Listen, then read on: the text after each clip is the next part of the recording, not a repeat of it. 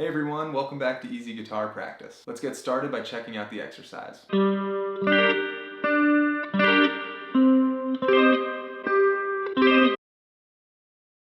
As always, this type of drill is just an excellent way to incorporate and learn a new chord or new chord shape. And I think this is a difficult enough chord position where playing it over and over will really help get your fretting hand warmed up. And B, this is just a really great way to reinforce the movability of every shape on the guitar. And now, whenever you see a minor chord listed, you have this shape as an additional flavor if you think it'll work with the song and your style of playing specifically. As always, take your time to really ensure that you're playing this chord beautifully, and that'll be a great warm-up. And then move on to the rest of your session, and we'll see you next time.